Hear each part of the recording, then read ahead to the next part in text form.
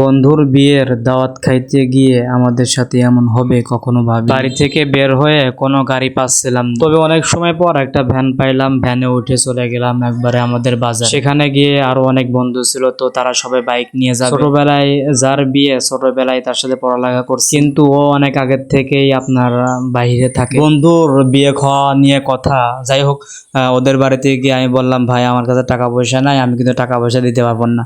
তা আমি বললাম যে ভাই তুমি আমার হাত বাকির খাতায় লিখে রাখো টাকাগুলা, পরে আমি যখন টাকা পয়সা হয় বা আমি যখন বিয়ে থাকা করি তখন তোমার টাকাগুলো দিয়ে দেবো, সমস্যা নেই। এরকম কথাতে বন্ধু রাজি হয়ে গেল। আর যেই রাস্তা দিয়ে আমি ওদের বাড়ি যাচ্ছিলাম, এই রাস্তাটা অনেক সুন্দর।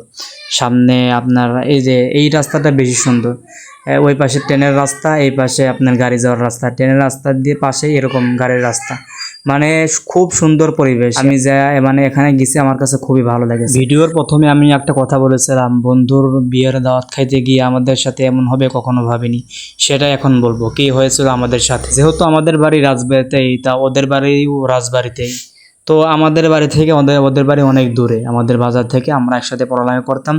তো যাওয়ার পথে ওদের বাড়ি যেহেতু অনেক দূরে, তা আমরা কেউ লোকেশন চিনি না, ওদের বাড়ির লোকেশন। বা এই সামনে একটা বাজার আছে, এই বাজারে গিয়ে আমি ওদের বাড়ির লোকেশন জানতে চাইলাম একজনের কাছে। আগে থেকে একজনের কাছে জিজ্ঞাসা করছিলাম যে অমুক বাড়ি কোথায় বা অনেক গ্রাম কোনটা।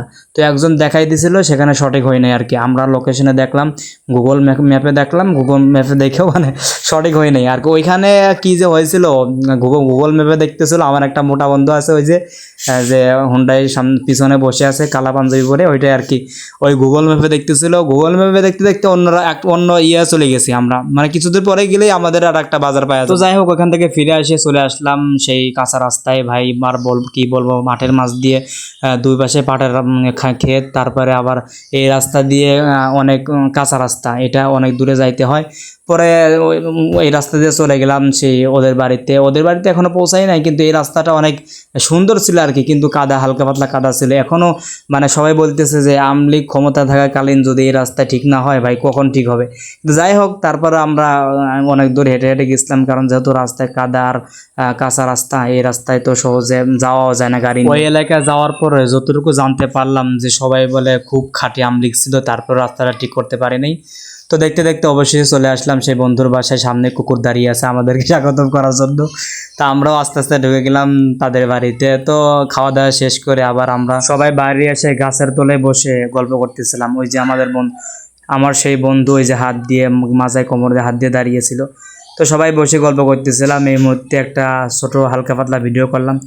তো ভিডিওটি পুরোপুরি কেমন হয়েছে অবশ্যই কমেন্টের মাধ্যমে জানাবেন। ভিডিওটি এই পর্যন্তই। আল্লাহ হাফেজ, সবাই ভালো থাকবেন।